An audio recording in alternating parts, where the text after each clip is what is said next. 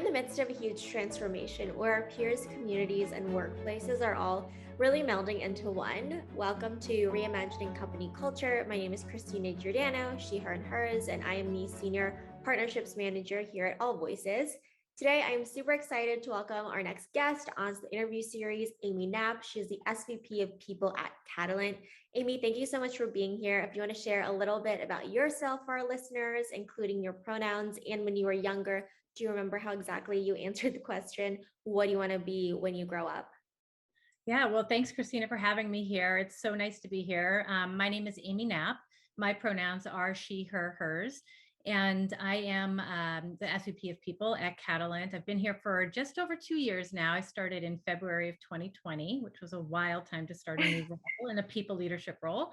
And prior to that, I was on the venture capital side for 5.5 years in working with startup founders, helping them stand up their people practices and teams and policies. And then I was prior to that always in operational roles, either on the HR or talent side in companies like Ning and Chegg, and recruiting at Google as well. So been spanning HR and talent for almost 25 years now.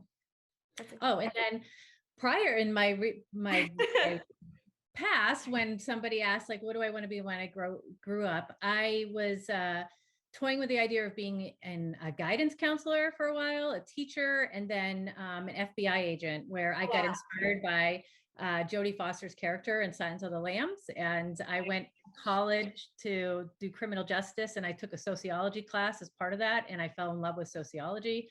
And that just led me down learning more about sociology and business, and it led me into my HR career. That's incredible. I love that answer. It's like a lot of different roles with people and just like Yeah. people too. I bet, that applies to your work today. And I have a lot of questions around Catalan and kind of your journey, but what else would you say defines you, Amy, as a person? Yeah, you know what I think in general what defines people is how they show up, what actions they instead of just what they say they believe in, but what they actually do. And I say this a lot to people in my life, to my children, my friends, my family, and it's like, just show people, who you really are. And so I try to live that way as well. I've been through some, as everybody has, some really challenging things in my life, and like I really want to think about like what are my principles and my own values that I'm guided by, but how can I show that and be an active participant in whatever I'm engaged with, if it's my job, if it's how I parent, it's how I'm here for my friends, and the activities that I'm involved in the community. It's like it's not enough to just say you do these things and then not really engage while you're there. It's like, how can I be an active listener and an active participant?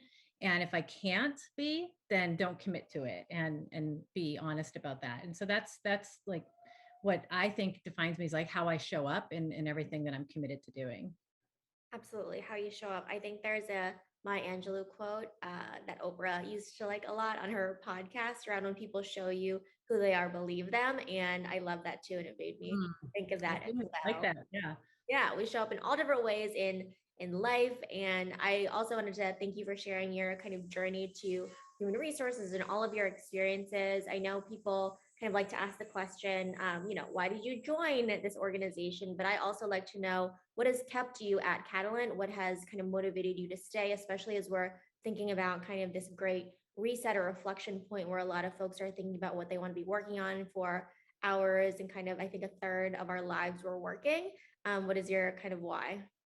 Yeah, I think it's a great question, and a lot of people are it's top of mind for a lot of people because of the time that we're in right now. There's Right. so much reflection going on about like how people want to spend their time. And like you said, people at work they're spending so much time at work. And it's like, I want to make sure that I'm doing something that has purpose and is meaningful and I have impact. And that's how I look at it. And I joined Catalant. It was in February of 2020. We had all these hopes and dreams of doing a lot of growth and a lot of really interesting people challenges that the company had grown so much, but hadn't put a lot of focus on the HR side. It was mainly on the recruiting and the growth side, which isn't atypical for startups. And I was also really interested in the product, which, we have a talent marketplace that helps companies have a flexible talent model by leaning into the marketplace and finding these high-end consultants. So I thought like, this is something I can get behind.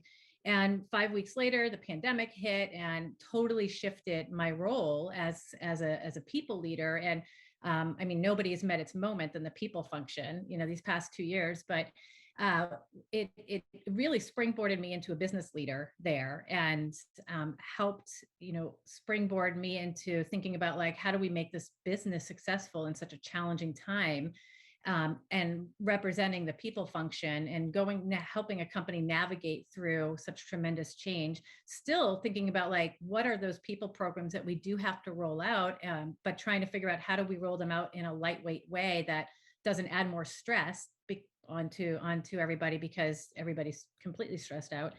And I just think back of the 2 years here, and it's been an incredible journey with helping a company navigate through such huge change, helping people individually navigate through that, helping a business really transform into being a much more empathetic and caring, not that they weren't before, but like really helping people show up as far as like supporting, figuring out how to support employees through this, but also trying to figure out how do we make our business goals successful. And there are so many really interesting people challenges. We just kicked off our fiscal year last week, and we had all of these kickoffs, and we had our people plan and our people goals. And I'm like, gosh, this is like, I feel so fortunate that I love the team I'm a part of, but we have so many really meaty people challenges on like how we're, whether it's like building out our norms on how we work in a hybrid environment, how do we think about making this company successful as we're more relevant now more than ever, being a flexible partner, a workforce partner with so many companies. And then just how do we continue to build off of, the successes that we've had? How do we continue making us, the highest performing workforce that we have? How do we work with one another? How do we think about retention and engagement and internal mobility and growth? And it's all really impactful work. And so, I mean, I look at it, I want to work with really smart people. I want to have, I want to work with a team that I admire and that I respect. And I want to work on a product that I understand and that I think is providing value. And I want to have impact. And I have all of that here. Plus, I also want to be like in an incredibly supportive environment. And I've been able to get that from my boss, my team, my executive partners. And so it's overall, it hits a lot, it checks a lot of the boxes for me. I think that is a really great answer, because you're right. A lot of people are looking for work that is purpose driven. They feel supported by the team. They understand the product and the service that the organization is doing as well. And kind of when we're talking about these people programs, internal mobility, ensuring that folks don't feel like they're stressed, we're talking about company culture and of course employee happiness, which is important to that recipe for retention.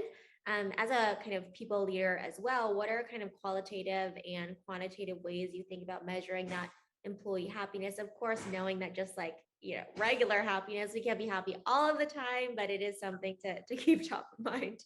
I wish we could make everybody happy all the Right? time. It's so we do a couple things. We do on the quantitative side, we have our engagement pulse checks that we do on a quarterly basis. We have one time of year, we have a deeper dive engagement survey that's a lot longer, and it goes it covers a lot of ground as far as how people are feeling about the company and their managers and their overall experience here. And then the other 3 quarters, we do a shorter pulse check, see how things are trending. And so we can see the scores, the participation rates tell me a lot, with if we see the participation rate go down, that's concerning right there, because we feel like if you're not engaged, if you're not happy, you're not going to fill out an engagement survey normally. And so we'll look to see how the information is trending. Our larger engagement survey that we do once a year is anonymous, but the 3 pulse checks are not. And that helps us understand how to put individual action plans together for individual employees. And that's a really big indicator. If we see participation going down on those ones, that's and we see people not taking them, that gives us a insight into there's something that we may have to look into or get a better pulse on. So we will definitely look at the individual categories as far as that. We'll look at reasons for leaving. We'll look at the exit interviews, how many people are showing up to our all hands and how engaged they are, how many value shout outs that people are doing, if they're suddenly going down, we have a peer-to-peer, value shout out program that we can easily do in Slack. And so if we see all these things going down, we keep an eye on it, then we feel like there could be something going on in the org or in different parts of the org. And then qualitative, it is a value shout outs, how many people are doing, but like what they're saying, who's doing it, right? If we see if there's individuals who are usually our top shouter outers, right? If they're not as engaged anymore, or people are feeling like they're retreating a little bit, we'll go ahead and connect with, try to stay on top of it or work with their managers to give some of our, or just surface something that we might be seeing. And then we do look at the qualitative feedback that come in the engagement checks, as well as exit interview feedback that might be helpful. Yeah, absolutely. It sounds like there are a lot of different touch points throughout the employee experience to really think about kind of what's happening and really engage with folks as well. The best way to know if something is working or not is to ask. And I know in our kind of previous conversation, another avenue is something called a stay interview, which I feel like is becoming more popular, especially now for folks who aren't familiar. Can you kind of define what a stay interview is and why do you conduct them with your teams? Yeah, so we talk about this a lot as a leadership team because we like the phrase that we're constantly trying to think about, like, how do we re-recruit our people? And we have to think about that, getting them bought in, continuously with the mission, and how their role fits in with that, and what it is that people value and how they're feeling, about their role. Like, are they receiving their recognition and rewards, and or praise, and are they getting what they want to or what they hope to out of their role? And so you said, like, one of the best ways to do is to talk to people, right? And I think sometimes managers may be afraid to have in-depth conversations with their employees if they don't know how to respond to some of the things they may hear or they anticipate hearing. But you don't know unless you have an open conversation, and having those open conversations with people about what it is that how they're feeling about their job, even if it's like, hey, on a scale of 1 to 10, how are you feeling?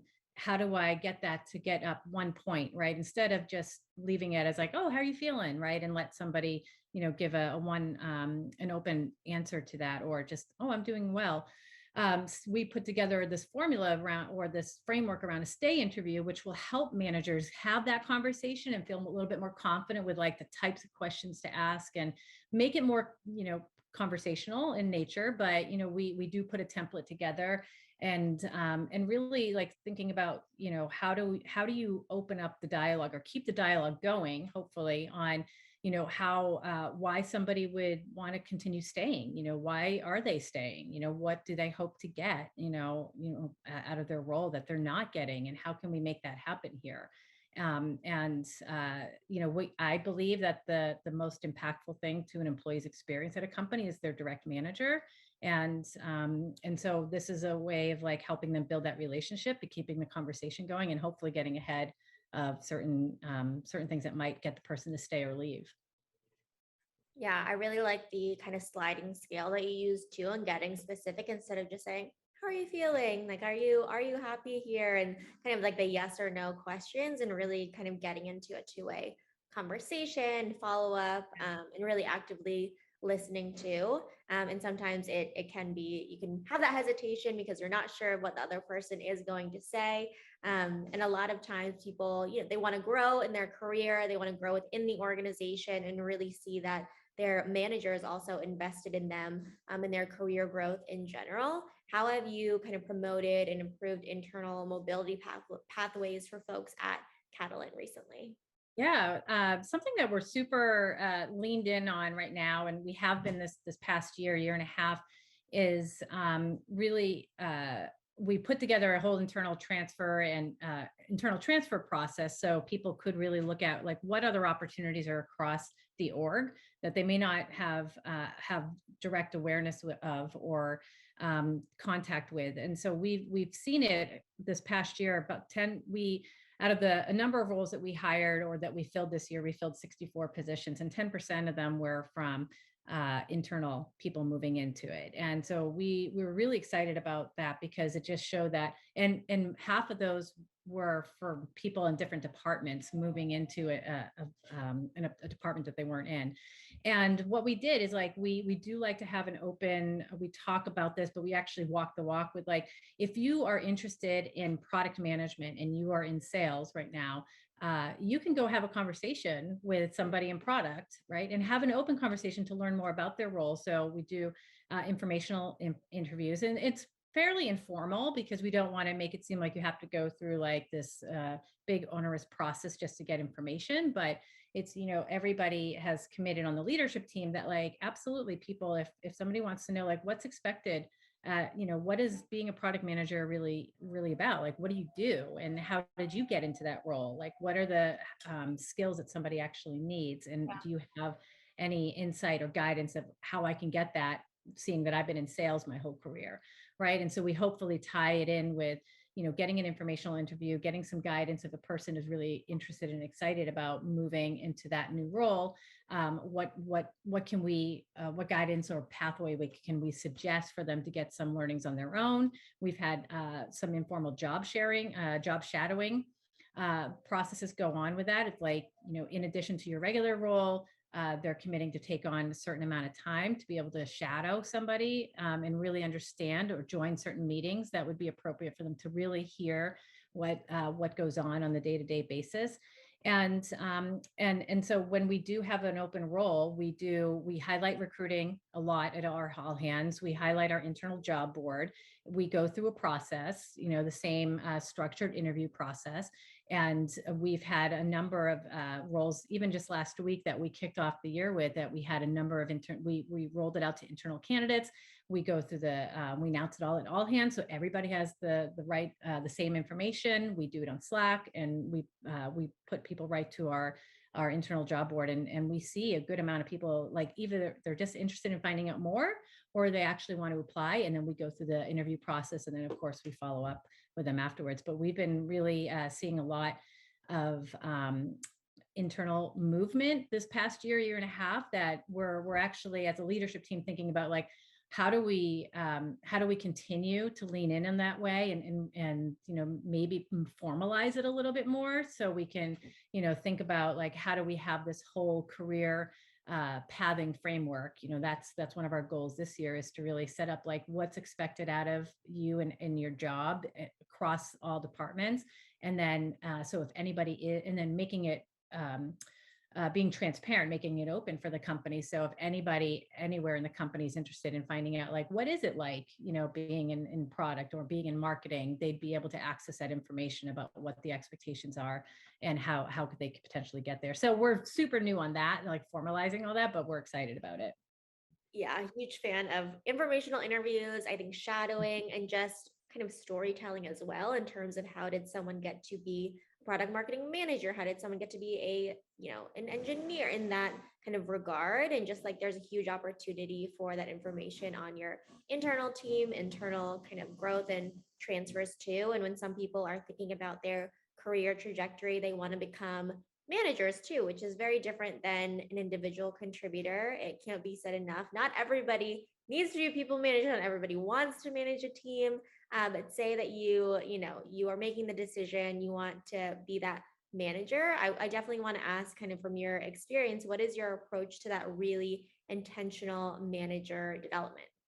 Yeah, great question. And it is something that we've, what we did this past year is really took a step back, and we thought like, how can we set our managers up to be successful in their role? How can we leverage our leadership and the experience that our current managers and leaders have here to help others with, like what you said, that storytelling, and really helping, giving some coaching or guidance to other people working here. And then and how do we even take a further step back and say like, what does it mean to be a manager here, right? Like, how do we view being a manager at Catalant, and then what does a manager 101 even mean? Like so every single people manager is set up with like, these are the very tactical like steps on like, what it is to be a manager here in general, but what it is to be a manager here. So we know that there's consistent communication that and consistent information that every manager has. So we put together a three-pronged approach and program.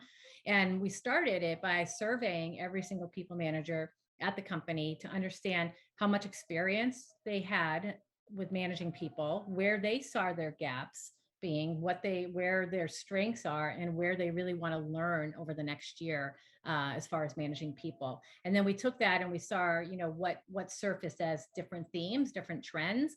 And so we tried to group the themes together to say, like, all right, this is we'll end up having we have a whole series of fireside chats with our executive team around specific topics. So our three-pronged approach is that we have a manager 101 training where everybody goes through.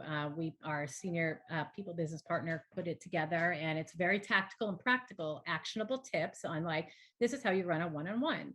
This is, why you would do this. This is how, if there's a performance issue, these are the steps you want to take. This is how you open a rec, and just things like that. So every manager hears the same information about what the people processes or practices are here and what their role is in that. So nobody can come and say, I didn't know I had to do that. And everything was communicated to every people manager. And then our second approach is that we leverage the information, or I'm sorry, the experience of our leadership team, our executives, to be able to have a series of fireside chats around a specific topic. So we kicked it off in December with our CFO, Bill Bang, and his was all about feedback, because we were also in the process of our performance management, performance review time, and that was one of the biggest gaps or areas of opportunity for people to learn in the manager survey, was that, like, I really want to get stronger at giving feedback to people. And so he is very good at giving feedback. And, he was so gracious into being our first executive to be part of the fireside chat series. And what we went through, really, how did he become a manager? What was some of his biggest lessons learned specifically around giving feedback, and some really good general guidance as far as, like, how he approaches certain situations with that. And people are able to ask questions, so they end up hearing more about their journey, about our executive team's journey. They hear about a topic that they're passionate about, they're really strong in. And then the third part of it is we are partnering with an external consulting firm called ClearRock, and they're going to be coming in and doing some more of the strategic modules around different managerial topics that all people managers will go through. And through that, we're also doing, every team is going through predictive index, so we'll understand, like, how individuals on the team, what their profile is, and so managers will be able to understand better, like, how they should effectively communicate with a certain person on their team, or how do they make the team mesh together and work and operate as a unified team, understanding the different profiles and personalities they have on it. So that's a big, investment that we're doing this year within our managers. And I think we'll be able to cover all the ground. And as new managers come in, or they're promoted into a new manager role, they'll be going through the same thing within the manager 101 training and the sessions that we have with ClearRock. And then, of course, we'll be invited to all the fireside chats too. Yeah, I mean, again, so many resources there as well. And in terms of, it's really easy to say, okay, part of your job as a manager is to conduct a really great one-on-one. Okay, what does that actually look like in practice? Putting together those resources is really important. What does good, great, and excellent really look like too? And having that open access of information, hearing from executives who are great at giving feedback. So definitely part of a holistic strategy. Skipping ahead to kind of, you have all these resources, you're managing a team. What are the ways you kind of measure the success of managers, in a sense of, okay, empowering teams, making sure they're hitting goals? We've all heard the kind of phrase, people don't leave companies, they leave like bad managers. How do you measure that success? Yeah, it's a good question. So we do look at the engagement scores by manager, and there's certain topics where it's from, does my manager, see me as a whole person? Do I have regular career path conversations? Do I receive meaningful feedback? Receive recognition on a regular basis? Does my manager support my learning and development? So we look at how those scores are trending and by manager, and we can see if there's a consistent theme of people's scores going down underneath that manager or staying at a certain level. We also, I mean, we do look at exit interview, but it's a little bit late, at that time. But if we see that there are trends, like there's more people from under one manager leaving, and we're hearing the same things, then that's a way that we can hold them accountable. So I'd say mostly though, it's from our engagement pulse check scores that, when we see something come up, we work with them and their executive team member on, any coaching and support that the manager needs, and, see if we can help, get those scores to increase underneath, or we can do everything that we can, to address that, or to respond to that. And then we'll look at retention numbers and see if there's, any themes that are coming up there. Yeah, absolutely. That's a way to kind of, again, kind of using that word accountability as well, operationalizing, coming up with those key performance metrics, and again, asking how people are feeling as well. If they feel like they're supported to do their best work, a key ingredient to success of anyone at an organization. Over the past 2 years, we've seen a lot of people kind of test or iterate on different things in the people and employee engagement space because the world of work is consistently changing and at a very rapid rate, and it's exciting to see. And with change, there's a huge opportunity to improve upon systems, make them kind of more inclusive or equitable. Can you tell me about an example of how you've redesigned a system or process lately to make it more equitable over the past 2 years? Yeah, I mean, I think the engagement was definitely a big one that we did, because when I first started, we just had the quarterly engagement checks that we went and did. We introduced the larger engagement survey to really hopefully get more transparent information from employees that would help us understand like what things should be surfaced, and so I think that was a big one. But performance management has gone through a very big transformative process here, where when I first joined there wasn't any, or I think if you asked people across the org, which we did, there was a variety of answers, and people were like, I don't understand, how I get measured. I don't understand like how when we get reviewed, or what type of process or cadence do we review performance. So it was all over the map. There was a lot of questions that came in about like, I don't understand how I get promoted into a leadership role here. And it just seems that like somebody that there's a certain group of people that might get pinged for promotions, and so there's no transparency with that. So you shift out to here, now people feel like we have a very well documented process when it comes to our performance management. We do it twice a year. We talk about like how we in general as a company view performance and what the process is. I think it's very lightweight, and we go through coaching and enablement for both employees as well as managers on like how to have the right conversation, how to put in, we have a self review and a manager review, and then we have the conversation.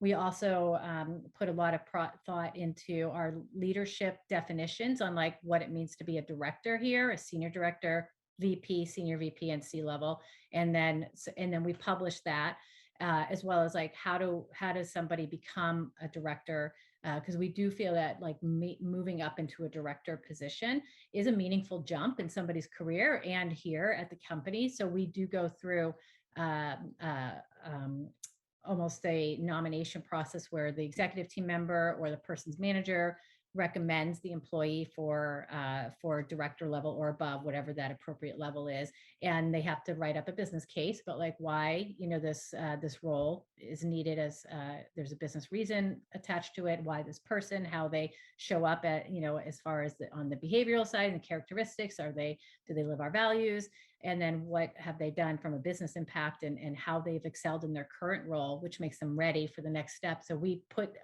do publish this, we talk about it, and it's still iterating over every cycle we come through. We say like, ooh, this will be really great to do for the next cycle, but we're open about that.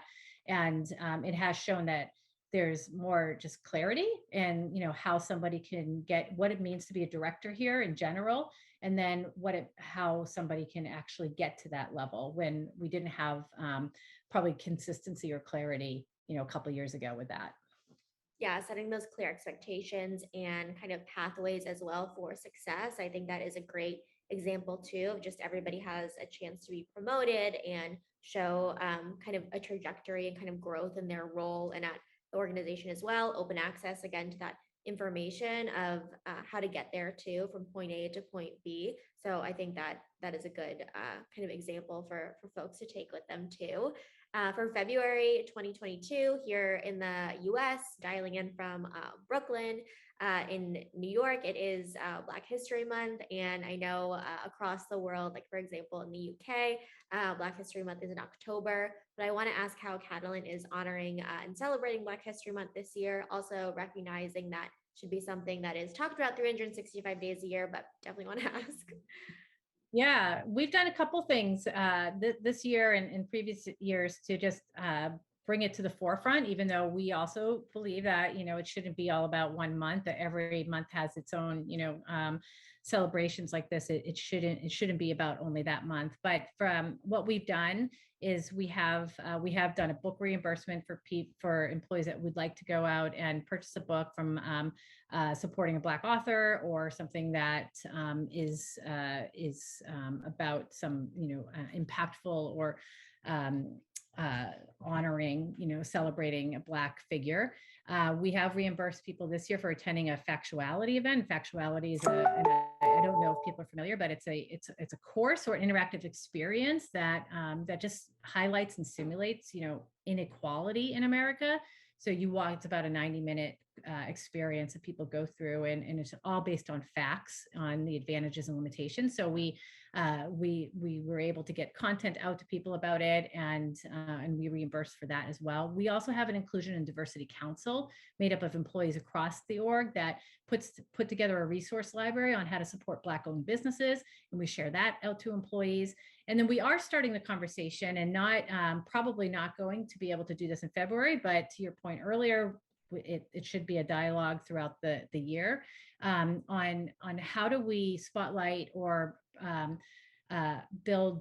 foster a bigger connection with experts on our platform who are Black, and being able to celebrate their accomplishments and have different spotlights or different, putting a more broader initiative around that, and which would line up with having a more programmatic approach to inclusion and diversity and equity, and then also we're just right now getting ready to boost our ERGs and put together a more thoughtful approach around that. So more to come on that. But those are some of the things that we put together for Black History Month.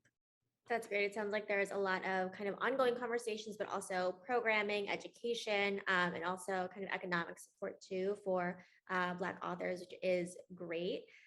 Amy, we've talked a lot about kind of company culture, employee engagement, kind of your why for joining Catalant and what you're doing today. I want to ask kind of in your experience, so not necessarily at Catalant, just what you're seeing out in the world, even with the best intentions, especially with innovation, there are kind of common mistakes or cautionary tales. Are there any kind of mistakes you're seeing companies making in their people strategy today?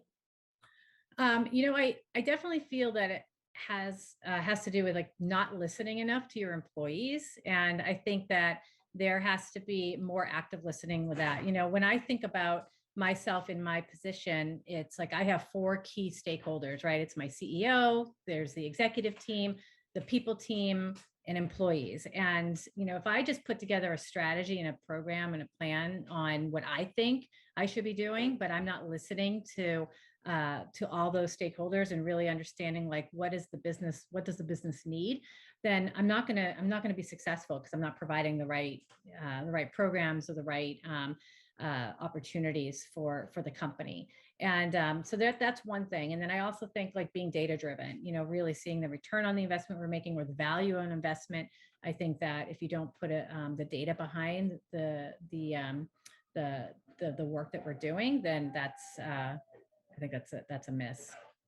Yeah, and I think that relates to kind of the storytelling that we were talking about earlier in terms of actively listening to stakeholders, putting together the data, the employee feedback that you're receiving as well, and kind of capturing the whole big picture of what's happening in the ecosystem as well. I think that definitely makes sense. Is there anything that you would say kind of the next generation of people leaders need to have to be kind of successful in the future, knowing what we know now and based on your experience?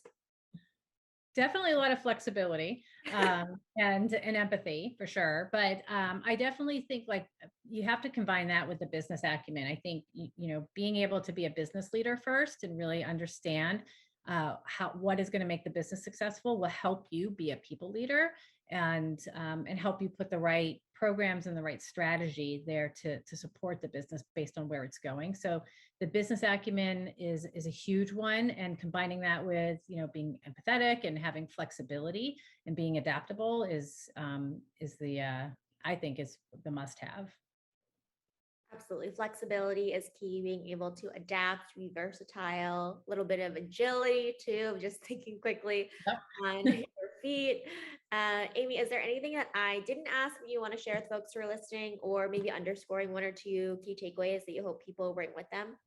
Yeah, I think I've been these past 2 years has just there's been nothing. I think I said at the beginning, like nothing has met its moment, or no one has met its moment than the people department or HR departments across companies. And I think that I've leveraged my network a lot, so it's definitely something I'm always encouraging people leaders to do, or people who are in the talent or people space, is like definitely build up your network with other folks and your peers and lean on them.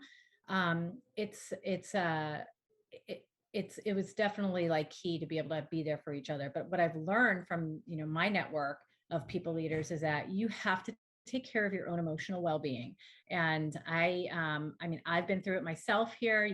People have been burnt out. There's a huge attrition rate happening within the people leadership level. People are just, and they're not even leaving for other jobs. They're leaving because it's like, I need time and space. And so I think that it is okay to completely like have prioritize your emotional well-being and take the time that you need, and being able to say like I can't, this is my boundary.